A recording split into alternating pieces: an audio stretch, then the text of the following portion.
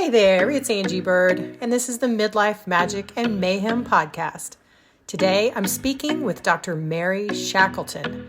Mary is the founder of Holistica Integrative Care here in Boulder, Colorado, where she has been practicing naturopathic medicine with an emphasis on women's health for 25 years.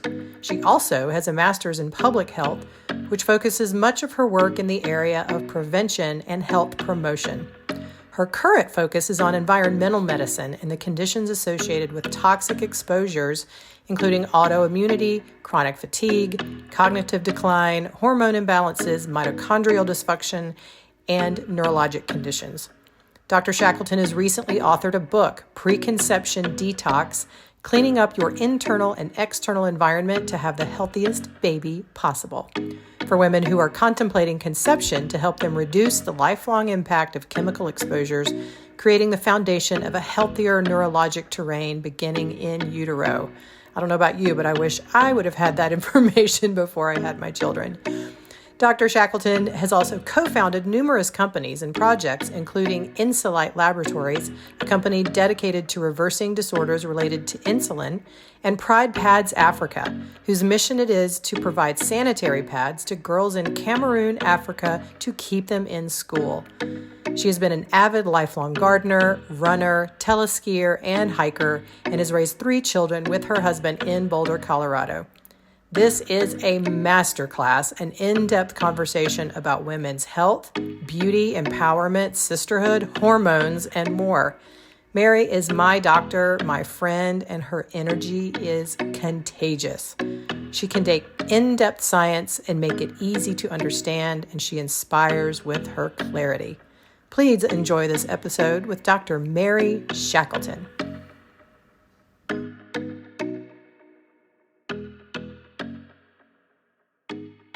Hello, Mary. Good morning, Angie. Good morning. It's so nice to see you. Thank you for being on Midlife Magic and Mayhem. Whoa, what a gift. What an honor. I'm so pleased to be here. Yeah, me too. It's great to see you. It's great to see you. First of all, I'd like to start with something that I call tuning in.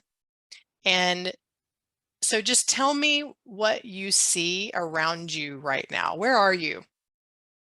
Are you asking me this? Where I'm asking you this. Yeah, like Yes. where are you right now? Like just physically in your house or wherever you are. I'm in my favorite place, which is my house. And I love it here because there's incredible, enormous trees around me, which I love. But I'm also in my basement, which is my home office. And I have my sauna in here, which is my major detoxification tool. And I have all my books and I have soft blankets and it's my cozy spot. That's amazing. That's amazing. Okay, I'm really jealous about the sauna. We're going to have to talk about that. Yeah. And then what sensations are you feeling right now? Like, are there any sensations that are available or alive? Anything. Could be temperature, could be anything. I actually have an internal sense of excitement because of this podcast. And I feel really moved to reach out to women and have for my whole career.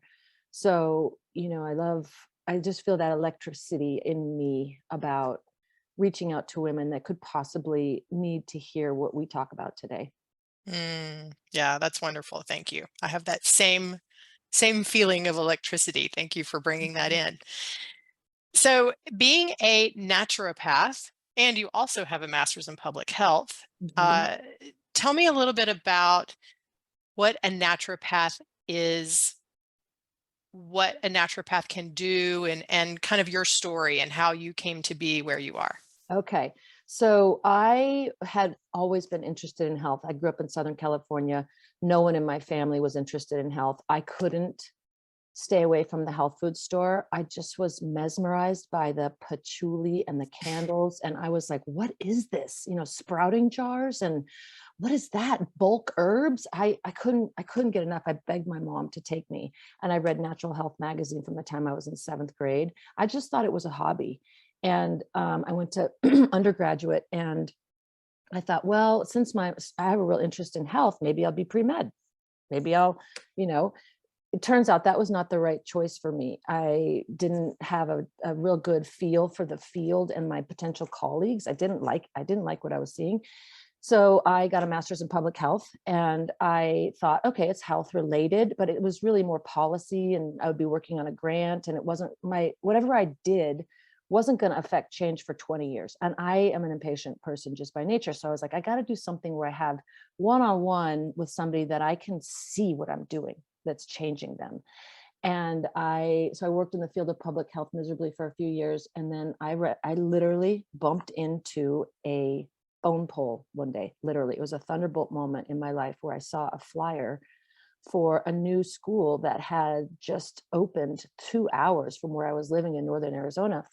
And it was a flyer about the new naturopathic medical school. And I thought, oh my gosh, you can get a doctorate in this, and you can get a doctorate in natural medicine. I had no idea. This is pre-internet, so you couldn't Google these things. And it was just a moment of like, when can I be done with this? Not should I do it? Could I do it? It was, I went home and I told my husband, I'm doing this. And then this began this huge journey of really looking, it's a huge paradigm shift from what we see conventionally. Naturopathic physicians can treat anything. We have subspecialties. I have very good friends who do oncology only, very good friends who do gynecology only, very good friends who do neurology only. So you can specialize, but naturopathic physicians in general are very good primary care physicians. So we can treat anything from an ear infection to a urinary tract infection to menopause, to digestive issues, to allergies and rashes. And, we can treat anything, but we choose to do that without the use of medicines. And usually what we have to do is find what that person's obstacle is and remove it. So if that person's obstacle to healing their skin is a gut dysfunction, we got to heal that. We don't treat symptoms. We treat the upstream cause of what people present with. So naturopathic physicians have DEA numbers in most states, and they can prescribe any medicine. Some do minor surgery, some deliver babies, but the typical naturopath you'll run across is somebody that can address things at a very deep core level and get you well once and for all. So instead of treating symptoms, so it's deep, thorough work, and it really does rely on that physician to listen really well and employ either nutrition or herbs or homeopathy or sometimes physical medicine, like physical adjustments. So naturopathic physicians, I just regard them so highly because they're curious. They have to know conventional medicine. We have to know what pharmacology is happening with our therapies. So if somebody comes in on a medication, we have to know everything about that medication. We have to know everything about the conventional way to treat something so that we can do something different. So it's an amazing degree. And when I went to school 25 years ago, people couldn't pronounce naturopathic medicine. They didn't know what it was. I remember my dad saying, "So are you going to give me a massage?" Like, no, Dad, I'm going to be a physician. Hello. And so it has been, I am grateful every day for my career, because every day that I come home from a day of seeing patients, I am much better than when I left that morning. So I'm grateful. It's an amazing career and I love it. That's awesome. Well, I know even in my own personal experience, the most healing I've had in my physical body, mental body, emotional body has come from doing the work that you're speaking of. Like, we live in Boulder now, which is where we met. You are my naturopath. And so when we moved here, I don't even have a medical doctor in Boulder yet. We've been here since January, and now it's November of 2022. At some point, I'm sure that may come down the road, but I just don't feel the need to have one right now. Like, Right. I would much rather see someone who is coming from the place that you're speaking of. What is the source of the issue, not just throwing medication at Right. symptoms, Right. right? It's changed. I actually feel badly for medical doctors, because I think that they genuinely get into this field to want to help people. Hmm. And what they are limited by is our insurance companies. So they're being told you can't charge more than that for a 9-minute visit, and you can only address one problem per appointment. And that really separates the individual from themselves into body parts, like your cardiovascular complaint, or your neurologic complaint, or your digestive complaint, when it's actually there's always a central core cause for everything. And it takes someone to really dissect that in a longer appointment to figure out, oh, these things are all related. If we just address that, and women know better. Women know when they're not being listened to. And I think the majority of time when you get to tell your story for an hour and a half, what's your life been like? What's your family like? What are your traumas? What are your limitations? That in and of itself is healing. I've had so many patients just cry at the end of the appointment because they feel seen and heard. And like, what would that be like if everybody felt seen and heard? Yeah, we can just stop right there. Like that, that is so important, and it's such a key role in healing. Mhm. And you just mentioned, especially for women, and that women kind of intuitively have this sense of what you're speaking to. This type of healthcare, this type of healing is really what feels right. Like it Mhm. just feels like this is what's supposed to be happening, instead of this reductionist view Right. of pulling away the pieces and parts, right? The body is a set of systems that all work together. Right. It's an organism like any other organism. We can even look at society that way too. Instead of pulling apart individuals, it's a network of systems that all work together. We could probably go on for days on It's this true. particular And it's topic. so fascinating. I think the Yeah. body never ceases to fascinate me. Hmm. It's like, whoa, your body did that? Wow. In response to this thing over here, like, Yeah. whoa, who would have thought So that? cool. But I just believe in what you and the other naturopaths and functional medicine and integrative medicine and those domains, and what they're Mhm. doing for actual health care, Right. instead of just Disease treating, care. yeah, disease, dis-ease care, right? Yes. And if So, you I like, if you really look at our society right now, it's devastating to see really what is happening. And, one good example is that teenagers and young adults are on more medication than they've ever been on in their entire lives. The statistic is somewhere around 7 medications by the time that kids are 21. And so what we haven't, and this is a whole conversation also about what I want to tell mothers and what I want to remind people of, that this is not normal and that there are ways to address this, and it's multifactorial. It's not easy, but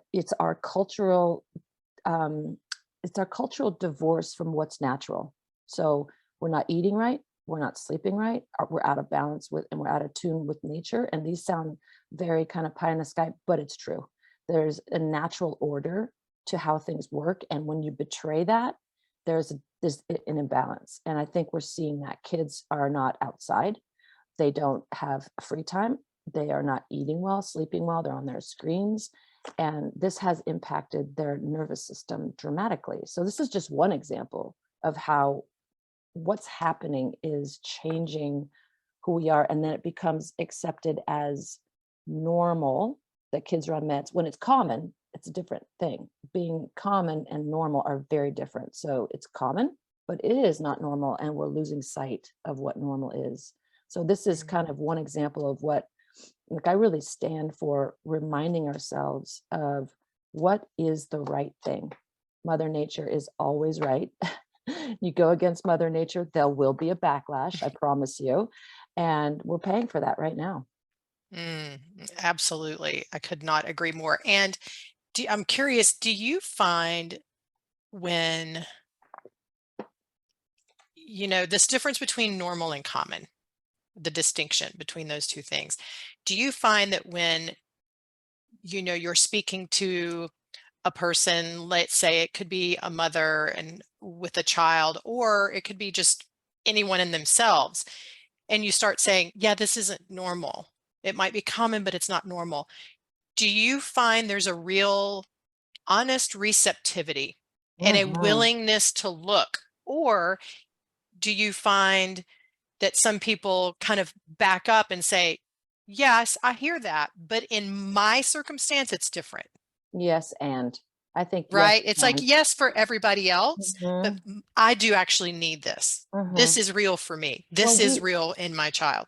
right. I think it's difficult to go against the grain, and it's Yeah. scary. And I want to acknowledge that for women. It is scary to not do this for your kid. And I'm not saying it's the wrong choice for every kid, Hmm. but it's scary to break down why this is happening and address each of those things, because it does take time and it takes a lot of effort and it's not easy. And so there's a lot of receptivity because people know in their hearts like what feels right. This doesn't feel right. So, but they need a guide. They need someone to show them, because their 9-minute office visit with their conventional doc is not going to lead them away from medications. It's going to lead them to medications.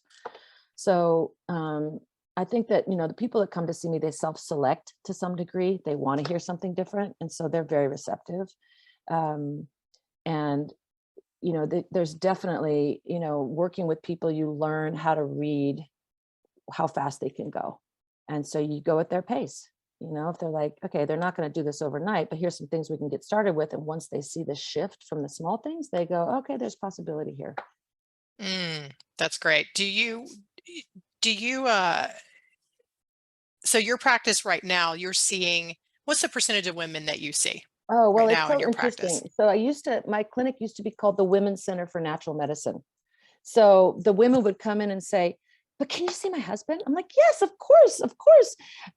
So I would say now it's probably 40-60. Yes. And so it's not exclusively women. And my practice has morphed because I actually started with pediatrics. I did an informal pediatric residency, and then I started seeing pediatrics. And then I realized, oh, we have to treat the mom to get the kid better. So then I got really interested in women's health and hormone replacement and all the things that go along with the complex, amazing female body. And then I realized, wow, even though this woman's hormones are perfectly balanced and everything seems great, she still has this fatigue, or she still has this thing. So then I started really digging deep and realizing that there are a number of people that have underlying chronic infections that are poorly addressed conventionally, and they just go untreated for decades. And so I really started to look at environmental medicine and chronic infections and underlying things that really interfere with a woman's resilience and addressing that. So that's kind of where I am now. The focus is environmental medicine, a lot of neurologic issues, because that's, our brain is the most sensitive organ to toxicity. And I believe that a lot of illness that I see, there's a real huge piece of it that's environmental toxicity. Are you seeing trends right now Yeah. within that? Like, what are the trends that you're seeing, and have they changed over the past 25 years? And if so, how have they changed? I think people are sicker today than when I first got in practice. I know there's a universal thing that happens when you started as a new doc. You're seeing PMS and ear infections. And then as you get more skilled, the more difficult stuff walks in. And so that's where I am, because I've been doing this for a while. So I would say that the average patient is much sicker. They have, and I use this word a lot, resilience, because it people resonate with that word. But their resilience is down. Our resilience is really low as a race at this point. And that's another lovely topic to talk about at some point. So I find that fatigue is just so common that it's considered normal. It's not normal to be fatigued. And people think at 40, well, I'm just 40, so I'm aging. I'm like, no, no, no, no, no, no. You are going to get tired at 80, but not 40. 40 is young. And so I feel like people are sicker. They're more complex. They have more layers of illness than ever before. And I do find that really, I do love that detective work to figure out what is the thing for this person. I love that.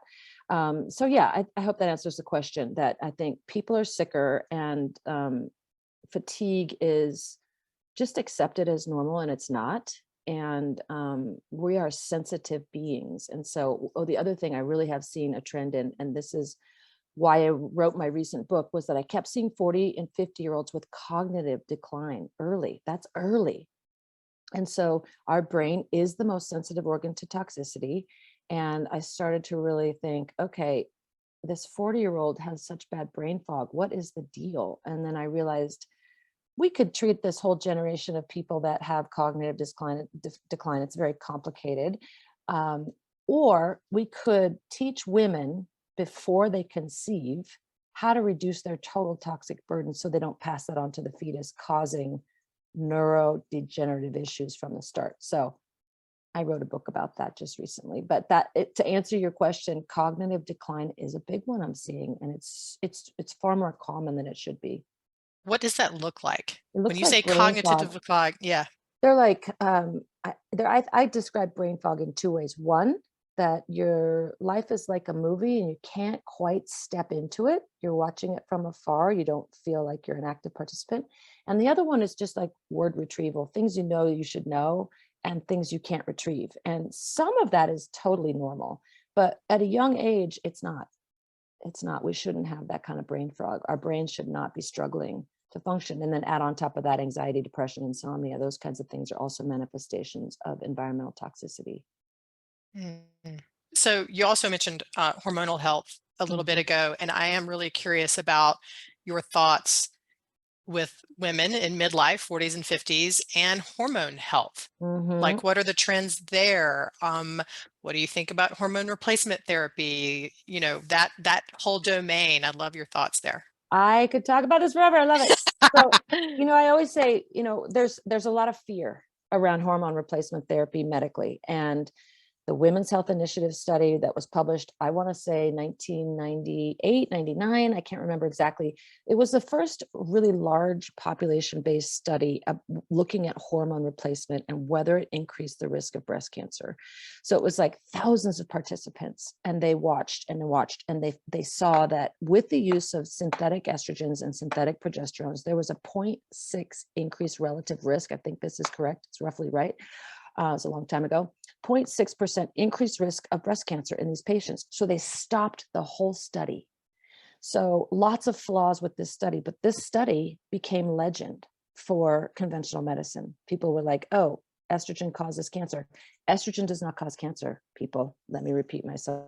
Estrogen does not cause cancer. The environment causes cancer. So why we're seeing this huge increase in breast cancer patients is not because they have too much estrogen. It doesn't help, but we have exposure to chemicals in the environment that mimic hormones. That's the problem. So I know that's a bold statement, but it is. Whoa, I know. Like, what? Yes. So Wow. there are chemicals called endocrine disrupting chemicals, EDCs, and they're plastics and they're fragrances and they're BPA. Everybody's heard of BPA. They've heard of, how soft plastics can leach into food and water. We consume them. So they look molecularly just like estrogen, and they sit on the receptor site that our estrogen sits on, and it confuses the entire chemical messaging system of our hormones. So that turns on and off our genes. It creates an overburdened system for the liver to excrete these hormones and these chemicals, and we end up with a bogged down system. And if your genetics are not, and I'm not talking about the BRCA gene, I'm talking about the detox genes and all these other genes that support our health. If you have a genetic mutation in any of those, you're at greater risk. So I am a fan of hormone replacement therapy, to answer your question. I am a fan because, think about it. I always use the extreme example. Think about people in a nursing home. They haven't had hormones for 40 years. Look at them. Their vitality is low. I'm not saying that everybody should stay on hormones till 80 or 90, but I'm saying that for some women, their quality of life as their hormones change is so dramatic that they're suffering, they're limited. So hormones can, and if this is the continuum of hormone health, this is high hormones and this is low, I want people just one step inside that low range. That's not going to create risk. We use very safe bioidentical hormones, which means that they look identical to what your body produces. So your liver can excrete them safely and easily. We use small amounts. We don't use a huge amount. And it's just enough to reduce symptoms. So, if a woman's hot flashes are keeping her up at night, that's an estrogen deficiency symptom. And we want to give her a little bit of plant-based estrogen so that she can sleep through the night, because we all know what happens when we don't sleep. Yes. The wheels come off. Personally attest, my hand is raised. Yeah, hot flashes, sleeping in the middle of the night, waking up, kicking the covers off, bringing them back on because I get cold, kicking them off, it's real. And then, like you said, you don't get sleep. And we all know how important good, restful sleep is for the rest of the body. And let's just be real, like, if you don't feel good, everything in your life is going to be affected. Your Exactly. work, your relationships, your mental health, your emotional health, your sex life, everything is going to be affected if you Yes, physically don't feel good. exactly. And then you're fatigued and you think it's your age when it's actually Mm, just your hormones. mhm. Okay, So, that whole thing about the endocrine disruptors and the plastics and I mean, you know, yes, why isn't, I mean, I'm sure it is. I was getting ready to ask, like, why isn't this front page news? I know. I'm sure it is in some places, but is it too hard for people to understand? Do we just not want to hear it? Is it too Oh, disruptive for conventional medicine? Like, all of the what's going above. on there? All of the above. I mean, there's a real dark place in my mind about, how people make decisions and how lobbyists work and how Mm, chemical companies are really in charge. And nobody's looking, in Europe, when you put a chemical into play in any, whether it's a pesticide or a fragrance, you have to prove it's safe for human contact. In the United States, you have to prove it's safe after somebody has demonstrated harm. So you have to say, oh, Roundup, for example, which is one of my biggest, hmm. the things I blog about the most, the thing I'm the most concerned about. Roundup is the pesticide that is sprayed on all plants that are grown commercially. And we have to prove that Roundup is unsafe by, you know, demonstrating someone's death was caused by Roundup in order for it's never going to be taken off the market, but in order for it to become something, a discussion.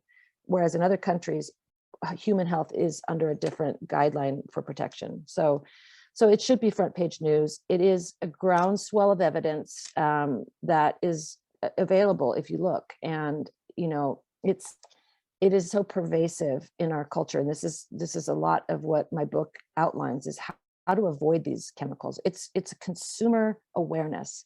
We have to be careful. We have to take back our responsibility for this. For example, some really easy things that you can protect your health from are scented candles. Fragrance can have up to 300 chemicals in them, and they only have to put the word fragrance in.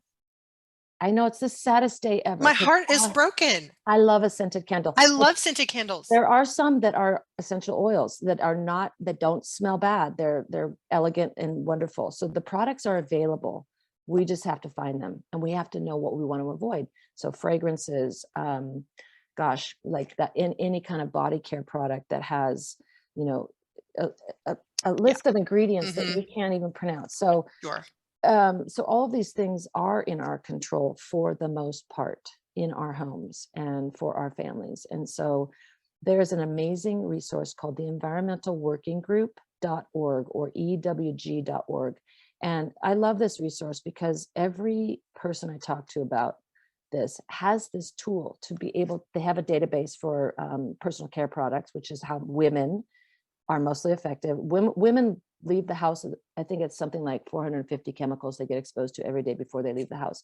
So if you were to go to environmentalworkinggroup.org, EWG.org, you would, there's a skin database, you can pop in your product and it will rate it on a green, yellow, red, basically super simple, but the research is there. They've done all the work. So if you are questioning whether a product is safe for you, pop it in that database and see where it rates and then replace it. There are so many products available these days that are safe, and they're you're not suffering or you're not compromising any of your beauty care routine. You're making actually an empowered choice. Mm. And that's so, like, where my mind went there is you have to be willing to take a stand. Hmm. You have to be willing to be the outlier and say, Hmm. no, I don't do that. And when you get a, you know, email newsletter from Goop and it's got all the fancy, beautiful things. Now, this is not knocking Goop. A lot of those products are natural and They maybe are. amazing and all that, A right? So lot of them are really pretty safe.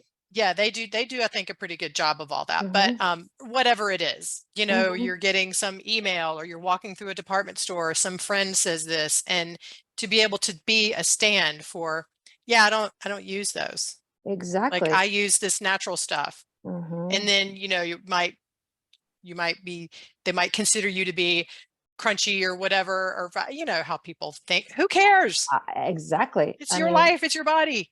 and it's just eyelashes. I mean, Yeah. I mean, you know, yeah, it does. And I think this is such an interesting thing to contemplate also, is where women have lost their power around this.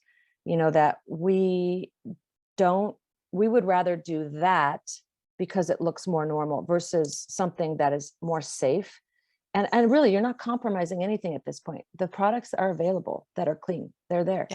So yeah, I think there's disempowerment around beauty for a lot of women, and that they feel like they have to do something. And that's just not true. We have given over that, and the social manipulation around beauty, it is something that we can absolutely address that in a mhm. nanosecond. There's all kinds of options. And there is I feel a big push right now, or there's a lot of visibility around women and aging and beauty and what is considered to be beautiful, and embracing all the different types, like whether to dye your hair. A lot of people are going all the way gray now, which Hmm. wasn't even a thought before. Like, I'd always said, I'm going to dye my hair till I'm 80. Like, Right. it just wasn't even a thought. And now there's Instagram feeds and all these things around women proudly and beautifully letting their hair grow Hmm. gray. Like, that should be a big deal. Right. Like, it is a big deal. And it's so uncommon that Right. we would just be natural the way Yes. we are, that it's now big news. And then I see also other places where it's it's one or the other. Like, there's still kind of this judgment, and I'll say even shame around if you do or you don't. Hmm. So what is that doing? Here we are in a conversation Right. about empowerment and being our being who we truly are, and it shouldn't matter what other people think. And yet, if you dye your hair, I'm going to judge you. If you don't dye your hair, I'm going to judge you. Like, Right. Right. where and It's a bit, this is where I wish that women would really see that we're only strong together. Mhm. And that if we are criticizing or judging, one, that's more about us. But if we're criticizing or judging and trying to make that person less than, but she's our sister, that doesn't help us. Mhm. Like, we want every woman to be as strong and powerful as possible. And I will say, I know that everybody that's listening has had this experience where somebody has made decision not to use a bunch of filler and Botox and whatever, and she walks in the room and she's so beautiful that you can't take your eyes off her, because it comes from within. Mm. It doesn't come from our skin. So yes, I mean, there are tweaks, and we want to remain looking young, but there's a point at which it doesn't come from the outside. Like, your inner radiance and your inner power is so much more beautiful than getting rid of a few lines on your face. So That is that's what I want women to do. Like, like, that's what it is. I mean, it comes from eating well. It comes from taking good care of yourself. Like filling up your cup. You and I were talking about this the other day, like being fed so that you are radiant and you are your powerful self. Every woman has the right to be powerful, and every woman can be powerful. And we have to divorce ourselves from the social manipulation around these images that make us feel less than. And we have to do whatever fills up our cup so that we feel that power.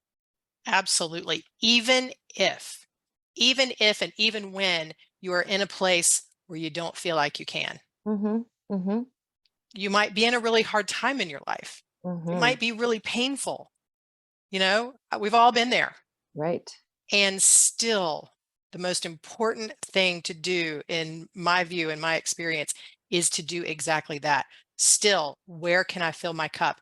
Even if it's me going to Trader Joe's and buying the flowers for $2.99 Yes. and putting them right in front of me so that I can see them all the time. Yes. Or It can be that simple. calling someone that you know that has that you want. Mm, Like, be in touch with somebody that can mirror that for you.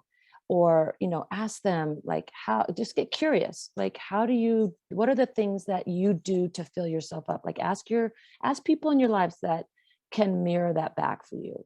Because most people can come up with a couple of people that they feel inspired by, or they feel empowered to be around. And so I think reaching out is also really good. Absolutely. Mhm. Absolutely. What are those things for you? Like where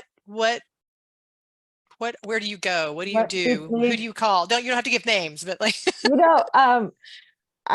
this sounds terrible, but I know that most women can probably relate. I like to be alone. Yeah, mm, because so much of my work is sitting in front of patients and on the clock.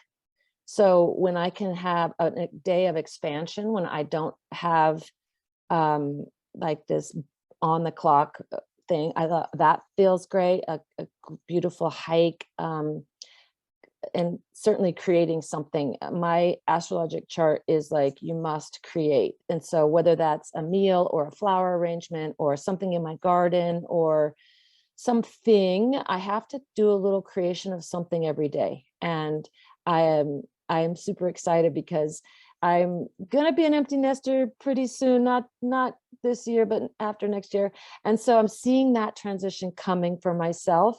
And I have no shortage of things that I love to do or interests, but one of them is really ceramics and throwing pots. Something about it, I love it. And when I was in grad school, I would go like, oh, I have to go to class, but I think I'm going to stop by the pottery studio and put a handle on that teapot I just made. And then I would never make it to class. So I really lost myself in it then. And I did it with all my little kids when they were little. We'd do pottery class. I just found a pottery class that teaches Spanish at the same time. And that's one of the other things I want to do, is become fluent in Spanish. And so I was like, I can't believe this is just created for me. So I'm doing that. and look how that happens when you get clear on something that I Right. want to do something that's creative, that's Yeah. coming from a deep, authentic place. There it is. Yes. And I mean, Just trust and have you ever it will seen arrive. have you ever seen a pottery and Spanish class? No. No, you absolutely created that. You I'm so manifested it for excited. sure. It feels like it. That's great. That's I'm great. excited.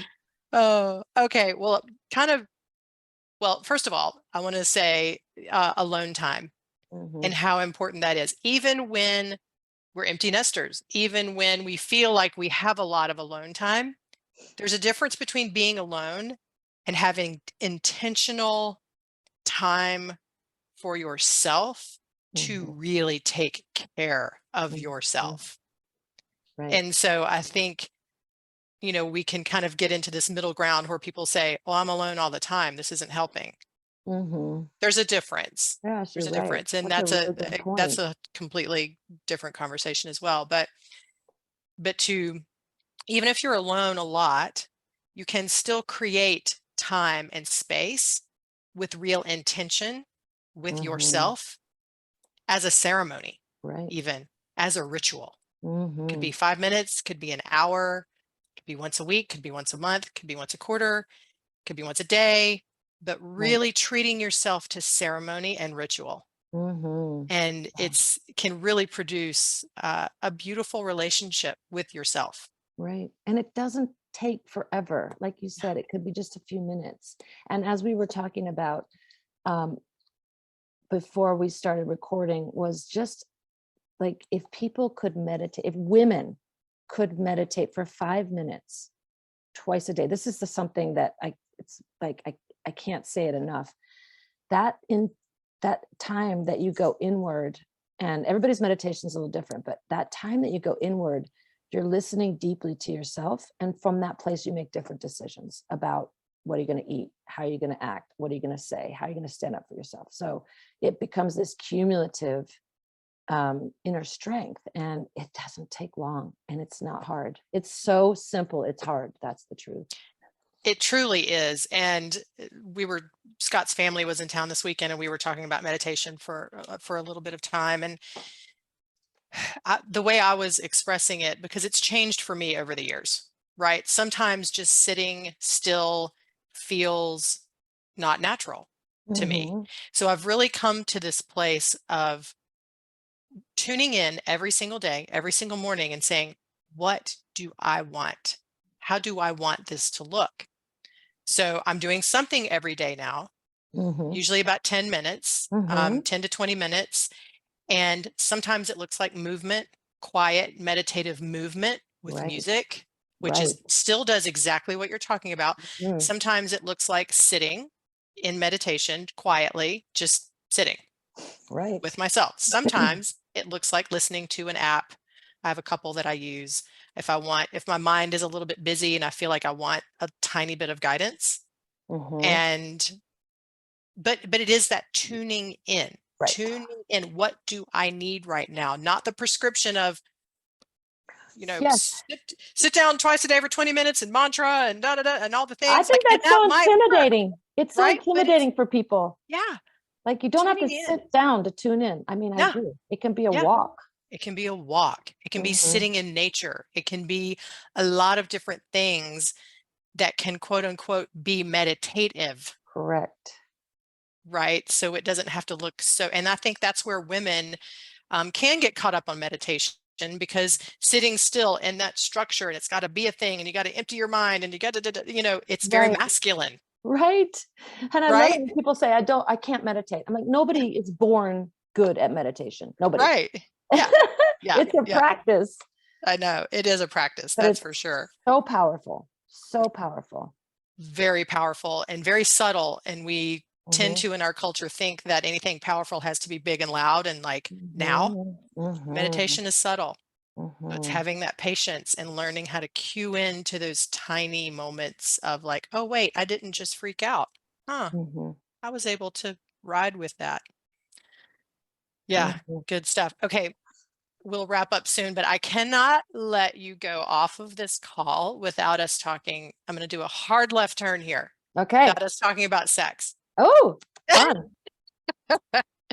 So, Fun, and this fun. kind of loops back to hormone health and feeling Mhm. good and having energy and not being tired and all of that. So, in your practice, what are the things that you hear, again, kind of looking at trends? Like, what are women in their Mhm. 40s and 50s?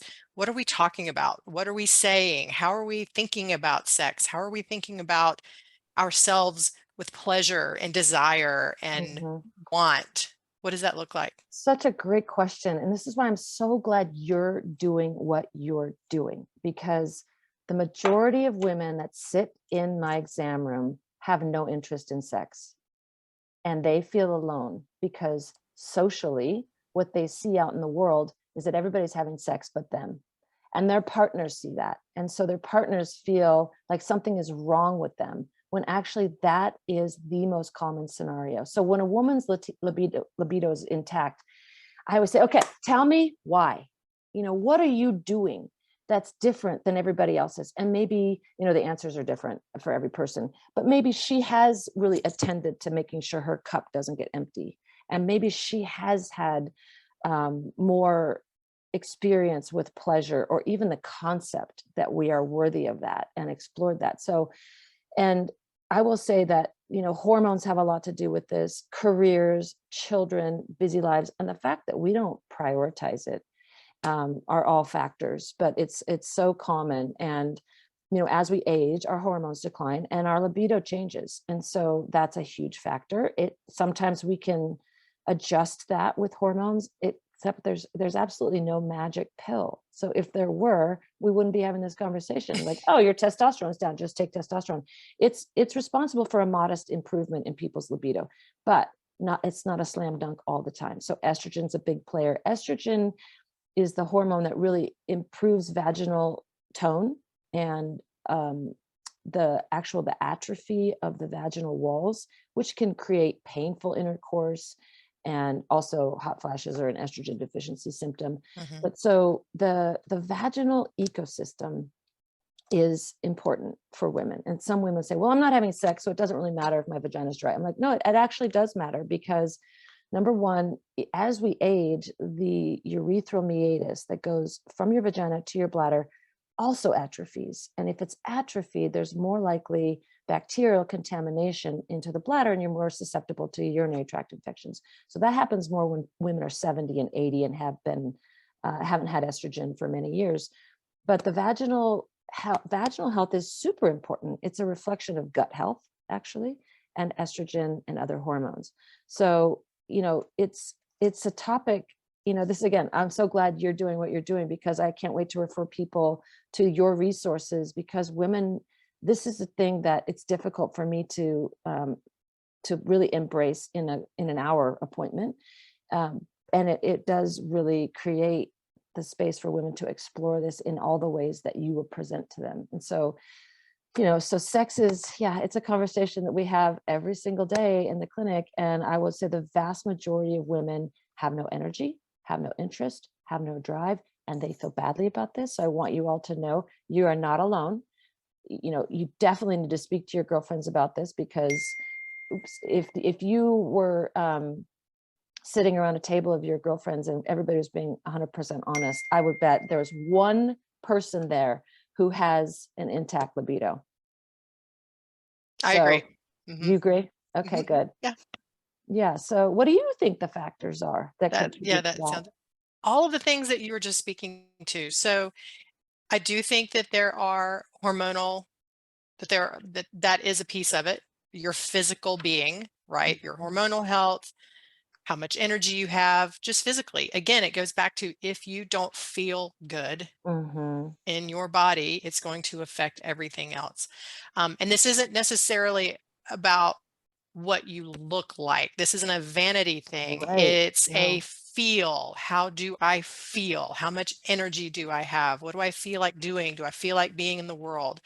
And then I think there's also a big education piece. So what I hear a lot from women who have been, especially in long-term relationships, and the question is, how do I don't want it anymore, but I want to want it. It's just not happening. Right. And so sometimes it can be, it's not that I don't want sex, it's just that I don't want the sex that I'm having. So that's education and working with people to allow them a different window into what sex can be. And oftentimes I'll have people start all the way over almost with their sex life and their relationship, and start with intimacy in a totally different way. Even learn how to touch each other in a different way, learn how to breathe together, learn how to do very, very simple things to reestablish connection, and especially for women, with themselves. Pleasure starting with you first, with yourself. Maybe that's the nugget, because I think if we were empowered around the pleasure piece, we would know how to ask for it, and it would be more enjoyable. Maybe, I don't know.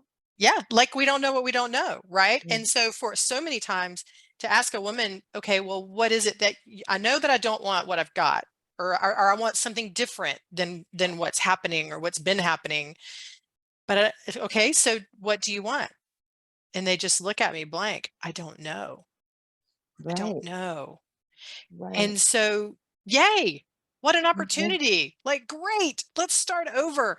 And there's so much education, and there's so many fun places to go, and that don't need to look like swinging from the rafters, and it doesn't look like porn, right? It can, but it doesn't have to. And I think that's what we get trapped into thinking. What else is there? I mean, there is porn, and then there's this other side that we don't align with. So yeah. So. And there are people out there that know about these things. I know a lot of them. Good. Thank goodness. Right.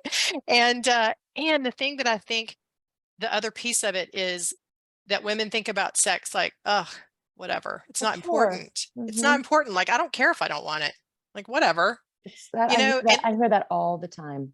Exactly. And like you were just saying, no, your vaginal health is actually important to your body.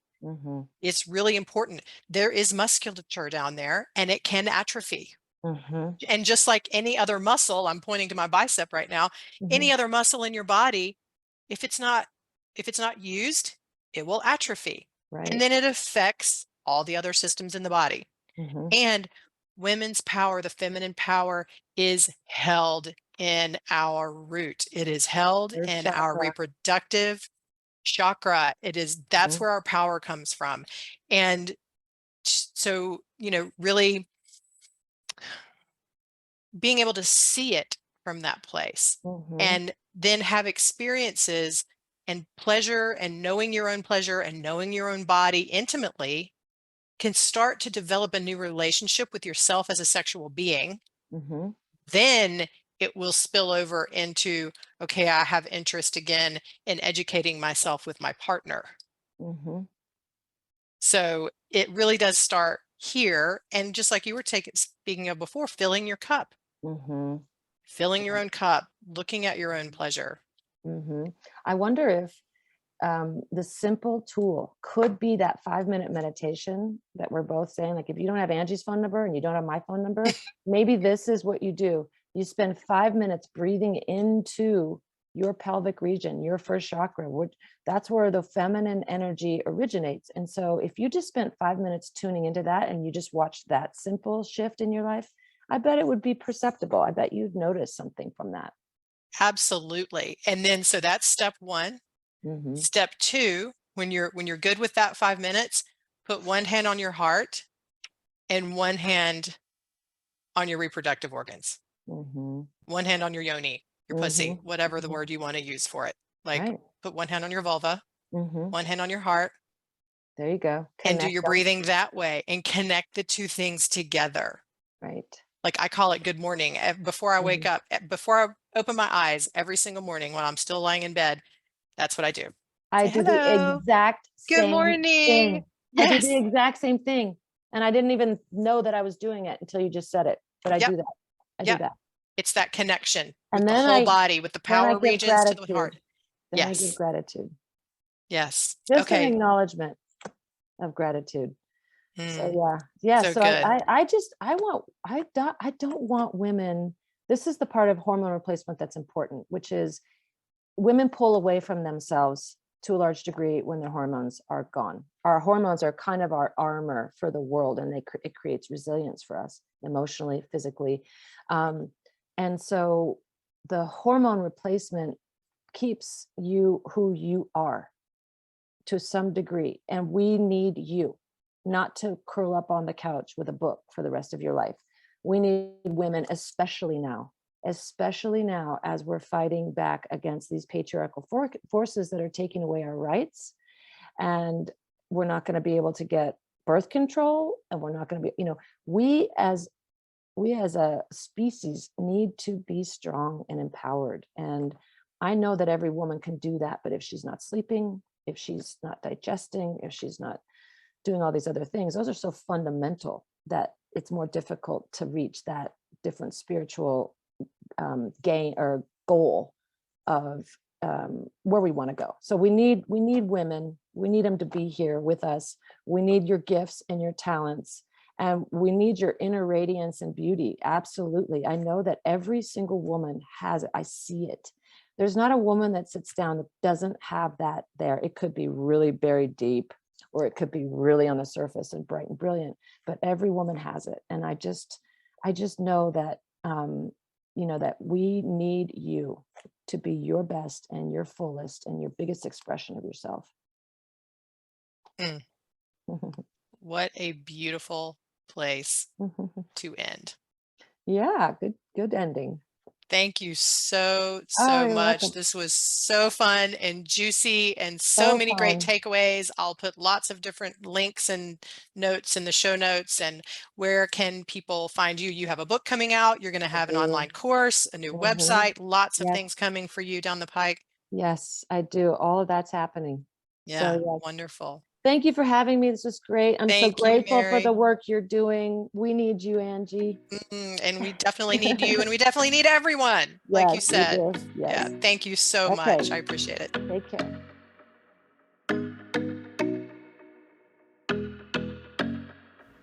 Oh, wow. I hope you enjoyed that conversation with Mary. Isn't she the best?